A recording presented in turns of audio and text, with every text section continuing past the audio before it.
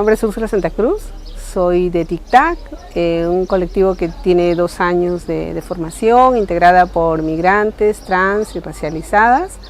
Nuestros espacios de lucha tienen especial interés en articularnos a través de acompañar o apoyar la lucha de otros colectivos y desde nosotros propiamente también la generación y producción de conocimientos neurocéntricos, cuestionar todo ese pensamiento único, universal y también desarrollar junto a otros colectivos diferentes estrategias, resistencias de lucha. Nosotras creemos que es importante la generación de espacios de debate, de reflexión, desde nuestras propias experiencias, desde nuestros propios saberes y vivencias, para a partir de allí construir y desarrollar un proyecto político antirracista, ¿no? Para hacer frente a ese racismo institucional que además está atravesado por otros ejes de opresión. Y para la lucha antirracista o para la construcción de un espacio común, ¿no? Con diferentes colectivos, poder identificar también cuáles son esos puntos comunes, hacia dónde se dirigen nuestras estrategias de lucha, ¿no? En qué tipo de impacto tienen, ¿no? Cuáles son aquellas en las que tenemos mayor incidencia y que podamos compartir y que tal vez se puedan replicar a otros territorios. También consideramos importante poder hacer una mirada interna hacia el funcionamiento, a la manera como trabajamos, cómo estamos los diferentes colectivos, teniendo en cuenta que a veces los objetivos políticos que tenemos es el que direcciona el trabajo, pero en ese recorrido, en ese proceso nos podemos dejar muchas situaciones, muchas relaciones que puedan deteriorarse, teniendo en cuenta que cada una también tiene una experiencia de vida, ¿no? Que está marcada también por diferentes violencias, malestares, dolores, y también por las maneras que tenemos de actuar, de ser, de proceder, y eso entra en juego en estas relaciones que se dan en los espacios de participación, ¿no?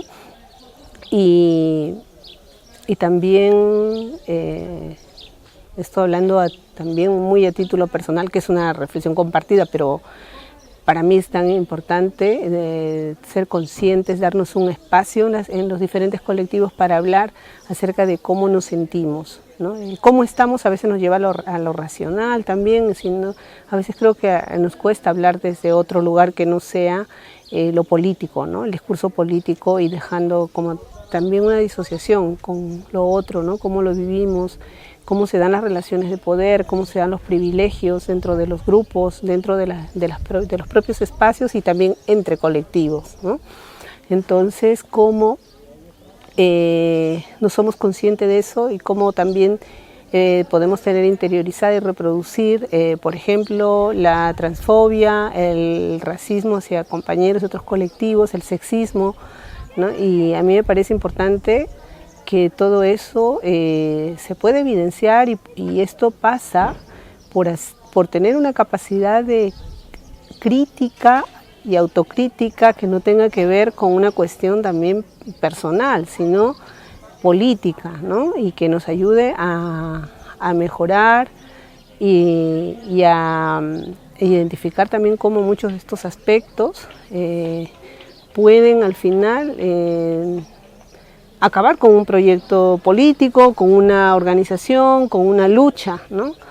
Yo desde hace algún tiempo insisto mucho en este tema, mucho, por las experiencias que conozco, por mis propias experiencias asociativas, ¿no?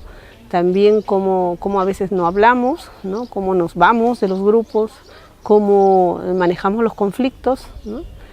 Y a veces nos cuesta reconocer eso, ¿no? Y ponemos en el otro la responsabilidad o en el contexto externo y no en nosotras mismas, ¿no?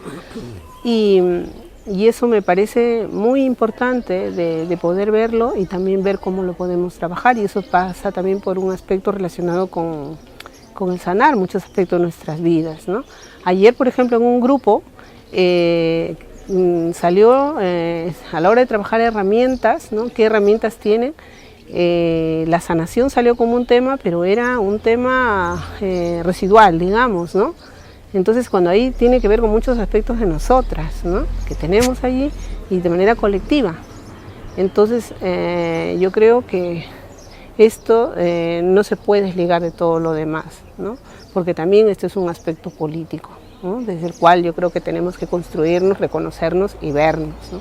Sí, bueno, el antirracismo moral, ¿no? Ese antirracismo moral es el que está en las políticas públicas, en los programas, ¿no? Es un antirracismo que lo que hace es atacar los síntomas, ¿no? Y no las causas. O sea, en este posicionamiento se obvia todo el colonialismo, todo lo que hay detrás, ¿no? Entonces también se plantea como es una cuestión de prejuicios y estereotipos, y no va más allá.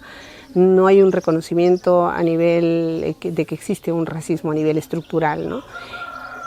Completamente distinto al antirracismo político, que tiene que ver, ¿no? Primero de pensar la raza como una construcción histórica, ¿no? Y que jerarquiza, que inferioriza y diferencia, y cómo a partir de ahí también, o sea, todo esto constituye un sistema de dominación, ¿no? Que está presente hoy en día, ¿no? Entonces, desde esta mirada, ¿no? Lo que se hace es precisamente evidenciar, por ejemplo, ¿no? El eurocentrismo, la manera como se cuenta la historia, la manera como son vistos, leídos determinados cuerpos, determinadas vidas, territorios, ¿no? Subjetividades, haceres y muchos otros aspectos de la vida, ¿no? Entonces, y también dentro de esto, cómo hay una amnesia colonial, una negación de una historia, ¿no? Que Europa ha puesto, y la violencia que hay precisamente, ¿no? Ejercida por Europa, cómo esa violencia que forma parte precisamente de todo el colonialismo, ¿no? O sea, van de la mano.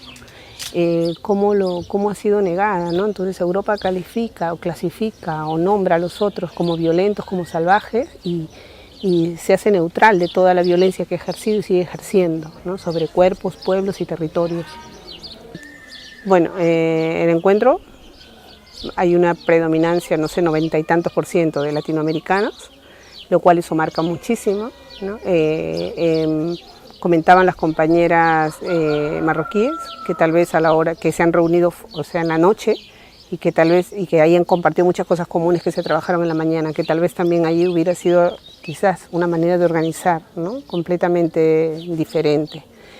Eso por un lado, en relación a ahí, ¿no? Que también esa hegemonía ha hecho que haya también una predominancia en los análisis y reflexiones, ¿no? A tener en cuenta, me parece, también hablando de privilegios, ¿no? Por otro lado, ya llevándolo al qué pasará, ¿no? Porque este encuentro ahora ya se hizo y ahora es para qué, ¿no? Entonces a mí me parece que aquí es un reto que nos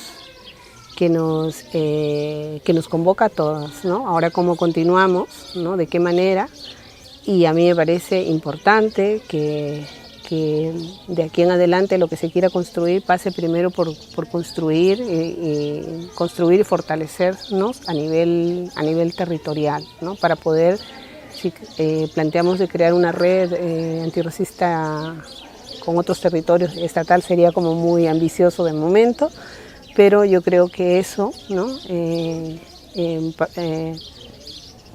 A nivel, digamos, Barcelona, Girona, y luego ir, ¿no? Como haciendo todos estos procesos, intercambiando todo. Para mí es un